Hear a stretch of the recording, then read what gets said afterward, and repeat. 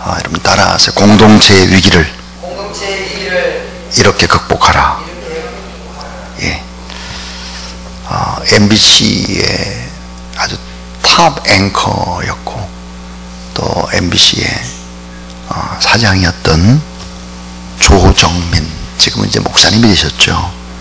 그분이 쓴 책 땅의 시간 하늘의 시간이라는 책에 보면 이런 내용이 나옵니다. 제가 한번 읽어보겠습니다. 불평과 시기는 자그마한 불씨에서 비롯이 됩니다. 언짢고 기분이 안 좋은 데서 시작되어 나중에는 그것이 습관이 되는 것입니다. 불평하는 대신에 감사하는 버릇을 가져보십시오. 인생이 달라지게 될 것입니다. 자, 감사할 거리가 있어서 감사하는 게 아니라 버릇 때문에 감사하는 것입니다. 저는 젊은 날 불평 전문가였습니다. 한국의 직장인들이 그렇습니다. 그저 윗사람만 보면 험담하는 게 취미생활이죠. 같이 밥 먹어도 불평하고 회식해도 불평을 합니다. 하루에도 불평할 것이 수천 가지입니다. 그러나 성경은 그런 태도로는 악한 때를 이길 수 없고 시간에서 건진받지 못한다고 말합니다. 불평의 악순환에 휘말려서 인간의 시간을 살다가 끝이 난다는 것입니다. 악한 자들, 악행을 일삼는 사람들 때문에 속상하지 말아야 할 까닭은 그들이 결국은 풀처럼 시들거나 배임을 당할 것이기 때문입니다. 직장에서 악한 사람을 만나면 괴롭습니다. 특히 직장 상사가 고약하면 그 괴로움은 이루 말할 수 없습니다. 누군가에게 괴롭다고 하소연을 했다가는 어떤 불이익을 당할지도 모릅니다. 이럴 때는 어떻게 해야 합니까? 먼저 나를 다스려야 합니다. 불평이 새어나오는 입을 막아야 합니다. 그가 잘 되는 것을 시기해서도 안 됩니다. 만일 악한 의도를 가진 직장 동료 때문에 내가 승진해서 자꾸 누락되어도 성경은 불평하지 말고 견뎌내라고 말합니다. 눈에 보이지 않는 진실에 눈을 떠야 인간의 시선을 벗어나게 됩니다. 하나님의 시간을 살지 않으면 시기하고 불평하는 소리가 터져나오게 되어 있습니다. 믿음이란 믿음의 눈을 떠서 믿음의 관점을 가지고 믿음의 시간을 사는 것입니다. 악한 시대를 이기는 첫 번째 기준을 놓치면 우리는 다시 인간의 시간으로 침몰되고 말 것입니다. 그래서 보니까 땅의 시간이 있고 하늘의 시간이 있다는 거예요. 하나님의 시간이 있고 인간의 시간이 있다. 여러분, 그냥 흘러가는 시간을 크로노스라고 합니다. 크로노스. 그런데 아주 질적인 시간, 의미 있는 시간, 인간을 변화시키는 시간, 이런 시간을 카이로스라고 하죠. 오늘 이 새벽에 우리가 드리는 이 시간은 하늘의 시간이 될 수 있길 바라고, 또 이 시간은 흘러가는 크로노스가 아니라 정말 카이로스가 되어서 여러분의 인생에 꼭 필요한 생명의 양식의 말씀이 되고 또 여러분을 살리는 능력과 권세의 하나님과의 만남이 될 수 있기를 주님의 이름으로 축원합니다. 오늘 본문에 보면 커다란 소리가 들립니다.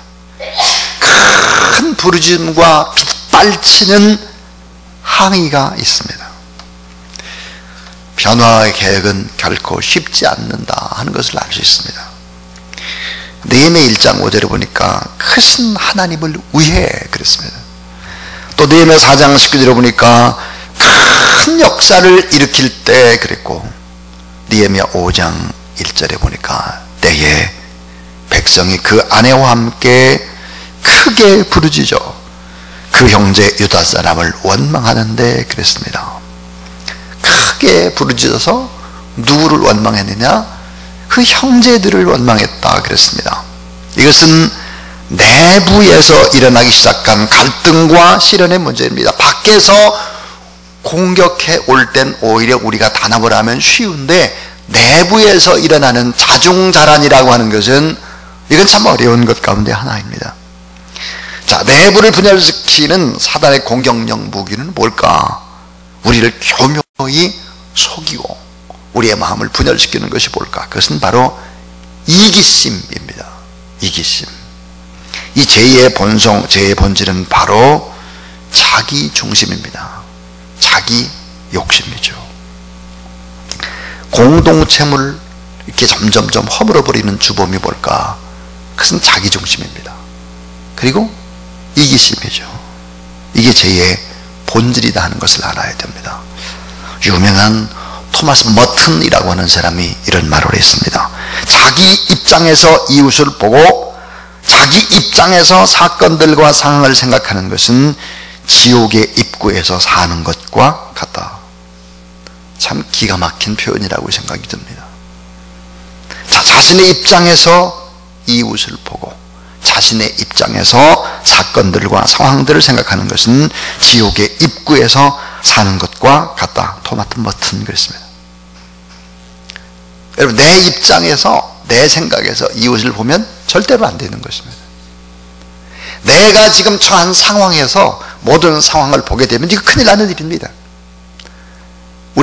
제가 지금 안경을 쓰고 있는데요, 이 안경을 나의 입장이라는 안경을 쓰고 보면 큰일 나는 거죠. 내가 만약에 파란 안경을 썼다, 다 파랗게 보는 것이죠. 만약에 빨간 안경이다, 다 빨갛게 보는 것입니다. 이게 바로 지옥의 입구에서 사는 거예요. 이 마귀가 주는 무서운 것이다 하는 거예요. 이기심이란 뭡니까? 나를 모든 것의 중심에 놓고 내가 원하는 것을 내가 원할 때 내가 언제나 가지겠다, 내가 판단을 내 자신으로 우겨대는 것입니다. 무서운 것이죠. 그래서 여러분, 특별히 교회라는 공동체는 하나가 되기에 아주 어려운 공동체입니다. 우린 지금 모여 있는데 나이가 다 다르죠. 또 배경이 다 다르죠. 고향도 다르죠. 학력도 다르죠. 문화적인 그런 이런 차이도 얼마나 나는지 몰라요.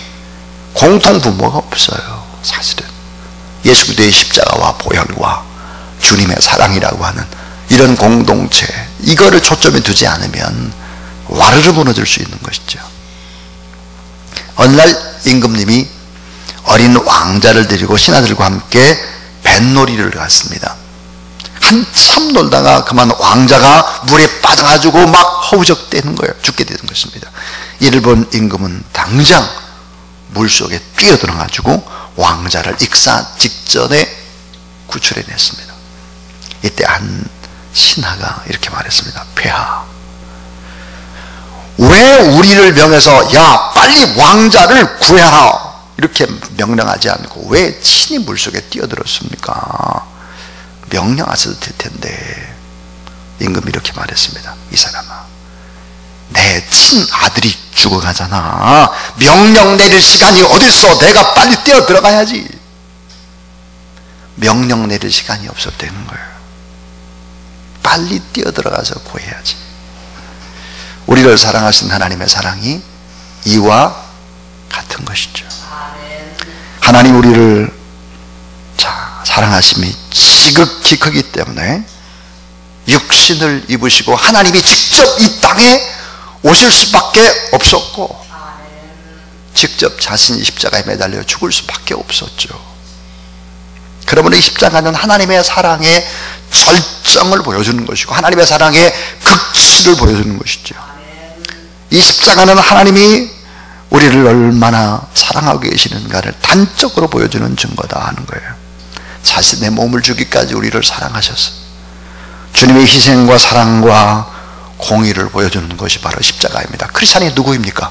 여러분이 누굽니까? 오늘 예배드린 여러분, 나의 욕심과 나의 이기심과 나의 죄악과 나의 허물을 십자가에 못 박고 나는 이미 죽었다라고 선언하고 나는 하나님의 자녀다라고 선포하고 인생을 사는 사람들이 크리스찬인 것입니다. 이기주의적으로 살아서는 안 된다는 거예요. 사단의 세력은 죄의 본질인 자기 욕심과 자기 이기심으로 살도록 부추기는 것입니다.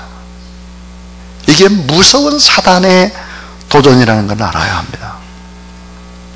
자, 오늘 이기심이 많은 사람들 앞에서 어떻게 성벽 건축이라는 대역사를 이룰 수 있을까 하는 것입니다. 오늘 세 가지 얘기를 하려고 하는데, 첫 번째 이야기입니다. 따라해 주세요. 외부가 아닌 내부의 문제가 공동체를 위기로 빠뜨립니다. 예, 외부가 아니에요. 내부의 문제가 공동체를 위기로 빠뜨린다 하는 것입니다. 자, 느헤미야 1장 5절에 크신 하나님, 또 큰 역사, 엄청난 역사를 진행할 때 문제가 발생을 했습니다. 경제적인 상황이 어렵게 된 거죠. 물질이. 마음속에 묻혀있던 죄의 본성이 자기 중심으로, 자기 생각으로, 이기심으로 작동한 것이 오늘 본문입니다. 자, 거룩한 개혁의 일을 가로막아 버렸습니다. 이 난국에 가담한 사람은 누구며 그들의 문제는 무엇일까 하는 것입니다. 자, 불평, 불만이 가장 많았던 사람, 내부에서 문제의 소용돌이를 일으킨 사람이 과연 어떤 사람들이었을까? 이런 사람들이에요. 땅이 없고 곡식이 없는 가난한 자들이었습니다. 인구는 늘어나는데 먹을 것이 없는 거죠. 그래서 굶고 있는 사람들이 막 소리를 질러대는 것입니다. 또 하나는 토지를 저당 잡힌 땅 주인들입니다. 돈이 없으니까 토지를 저당 잡힌 거예요.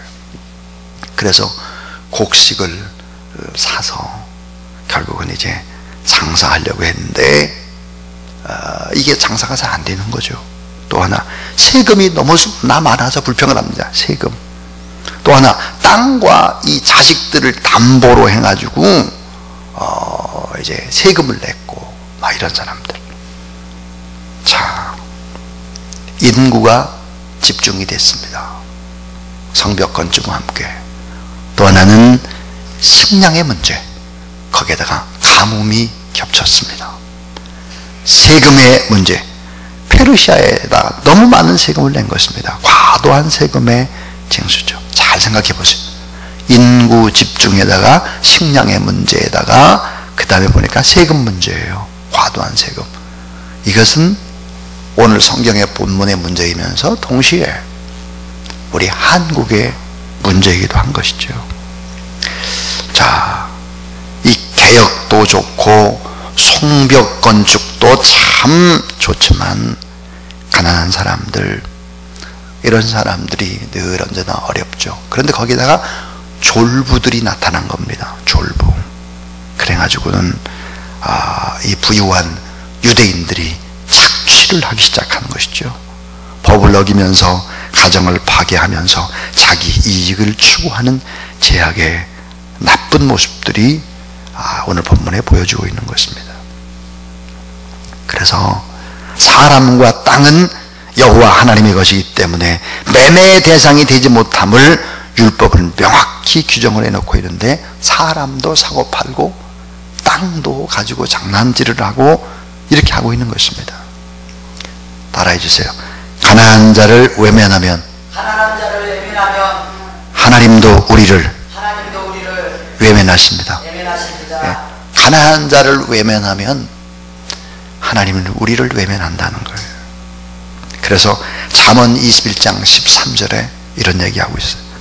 길을 막아 가난한 자의 부르짖는 소리를 듣지 아니하면 자기의 부르짖을 때에도 들을 자가 없느니라 그랬어요. 가난한 자의 부르짖음의 소리에 귀를 기울여야 되지, 그걸 기울이지 않으면 하나님이 너희의 부르짖음도 듣지 않는다 했습니다.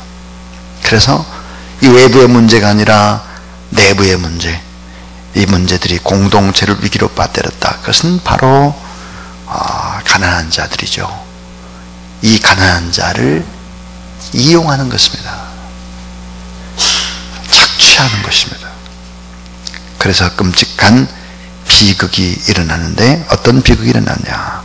형제와 자매를 담보로 돈을 빌려주는 부유한 사람들이 나타났고, 자, 지금 나라와 민족의 형편이 어려운데 이 고난의 시기를 통해서 오히려 동족을 착취하고 인간을 노예화시키는 비극이 생겨나고 가정이 파괴되고 서로 같은 민족인데 노예와 종으로 사고파는 사건이 발생하게 되는 것이다. 이게 바로 내부의 문제예요. 바로 가난한 자들의 문제, 부유한 자의 이기심의 문제였다 하는 것입니다. 두 번째 오늘 이 본문의 이야기는, 자, 따라해 주세요. 깊이 생각하고 하나님의 사랑에 근거한 의를 선포하라. 깊이 생각했다. 아까 우리 7절에 읽었어요. 자, 깊이 생각했다. 그리고 하나님의 사랑에 근거한 의를 선포하는 것입니다. 공의를 선포하는 거예요. 자, 이방의 대적들을 대상으로 싸우는 일도 어렵지만 동족 간의 내부에 서로 싸우고 있는 분열된 마음을 하나로 묶는 일은 너무나 어려운 일이죠. 느헤미야는 어떻게 이 일을 처리했을까요? 그것은 거룩한 분노를 품었다는 거예요. 일반적인 분노가 아니라 거룩한 분노를 품었다 하는 것입니다. 6절입니다. 6절. 자, 성경에 보니까 분을 내어도 죄를 짓지 말며 그랬습니다. 진정한 지도자는 죄에 대한 거룩한 분노가 필요하다 하는 것입니다. 안 되는 건 뭐예요? 안 되는 거다 이거예요. 예수님도 거룩한 분노를 품었죠. 성경에 보니까 거룩한 분노를 품은 사람들이 참 많습니다. 예를 들어서 사울을 책망했던 사무엘, 거룩한 분노를 가졌습니다. 다윗을 책망한 나단, 아합을 책망한 엘리야, 여호야김과 시드기야를 책망한 에레미야, 헤롯을 책망한 세례 요한, 이런 사람들은 다 거룩한 분노를 마음에 품고 깊이 깊이 기도하며 생각했던 사람이다 하는 것입니다. 이기심과 탐욕은 영적 타락의 명확한 증거가 되는 것입니다. 그러니까 깊이 깊이 생각하면서 하나님의 사랑에 근거한 의를 선포할 수 있어야 된다 하는 것입니다. 근데 꼭 의를 선포할 때 중요한 것은 따라하세요. 자신의 감정과 생각을 억제해야 합니다. 자신의 감정과 생각을 억제하라. 그래서 오늘 본문에 보니까 깊이 생각했다 그랬습니다. 깊이 생각했다. 옛날 성경에 보니까 중심에 계획하고 그랬습니다. 이게 히브리어로 보면 어떤 뜻이냐면 내 마음이 내면과 의논하고 그런 말입니다. 그러니까 하나님이 원하는 방향으로 내 마음을 다스리기 위해서 많이 애쓰고 또 기도했다 하는 것입니다. 그래서 이제 느헤미야는 사람들 다 모아놓고 대공개적으로 이제 책망을 하고 다 함께 이것이 책망도 했지만 이런 문제는 다 공동체의 문제, 나의 문제, 우리의 문제다. 그래서 회개하는 방향으로 이제 잡아나가기 시작하는 것이죠. 그래서 잘못의 지적과 마음의 호소를 병행했다 하는 것입니다. 참 중요한 말이죠. 잘못의 지적과 함께 따라야 되죠. 마음의 호소. 예, 동족을 착취한 죄를 지적을 했습니다. 그리고 그들을 깨우치기 위해서 호소하고 있습니다. 자, 여러분 이 호소, 오늘 이 본문 속에서 무슨 호소를 했을까? 그걸 우리는 어떻게 알 수 있을까? 오늘 이 본문 속에서 놀랍게도 형제라는 말이 4번이 반복되고 있습니다. 우리는 형제다. 자, 사랑의 호소죠. 우리는 형제다. 한번 생각해봐라. 바벨론 포로에 끌려가서 거기서 죽을 만큼 고통을 당하고 다시 돌아왔지 않느냐. 우린 죽음을 경험한 한 형제요. 어떻게 한 형제가 돈 때문에 자녀를 노예로 사고 팔 수 있느냐? 어떻게 착취할 수 있느냐? 우리는 한 형제인데 사랑의 호소입니다. 짧은 본문에서 형제는 말을 4번 반복하고 있죠. 우리 한 가족이라고 하는 이 의식이 없으면 우리 날카로운 비판만 있을 뿐입니다. 그리고 하나님 말씀 앞에 호소합니다. 모세의 율법을 상기시키죠. 그리고 자, 구속의 목적, 출애굽시킨 이유가 뭐고 바벨론 포로의 생활에서 구속시킨 이유가 뭐겠느냐? 성민으로 살고 이웃을 축복하며 살고 축복의 통로가 되어 아름답게 인생을 살라는 하나님의 이 뜻인데 우리가 지금 이 뜻과 멀리 가고 있지 않느냐? 이방인들과 다른 삶을 살아야 된다는 것을 호소하고 있습니다. 오늘 9절에 보니까 이방인의 빛이 돼야 되지 않겠느냐? 믿지 않는 사람의 빛이 돼야지. 그러면서 10절에서부터 11절에 보니까 자신의 삶을 말하며 호소하고 있습니다. 자신. 자, 느헤미야 자신. 느헤미야는 지금 총독입니다. 근데 돈을 가난한 자에게 주었으나 이자를 받지 않았다. 자기는 담보를 요구하지도 않았다. 나는 총독이지만 이렇게 삶을 살고 있다 하는 것입니다. 그리고는 하나님의 심판을 일깨우며 또 호소하고 있습니다. 11번 13절에 보냐, 옷자락을 떨친 것은 유대인들의 정죄 행동이다 하는 거죠. 그래서 보니까 사랑의 호소와 함께 율법을 상기시키고 출애굽이라든지 바벨론 포로에서 돌아온 거라든지 이 모든 목적이 무엇이겠는가? 우리는 한 형제다. 우리는 이방인들과는 좀 다르게 살아야 된다 하는 얘기를 선포하게 된 것이죠. 그러니까 깊이 생각하고 하나님의 사랑에 근거한 의를 바로 선포했다 하는 것입니다. 자, 그 다음에 마지막입니다. 마지막은 따라해 주세요. 특권을 가진 자의 책임을 인식시키라. 예, 특권을 가진 자의 책임을 인식시키라 하는 거예요. 특권, 좀 부유한 사람, 좀 배운 사람, 이런 사람들이 손을 펴서 특권을 가진 자의 책임을 인식시키는 것이다 하는 것입니다. 인생에 가는 길에 있어서는 가장 중요한 것이 방향이죠. 방향. 그 방향이 결정됐다면 그 다음으로 정말 중요한 것은 뭘까? 그것은 인생의 행복은 소유보다 나눔에 있는 것이죠.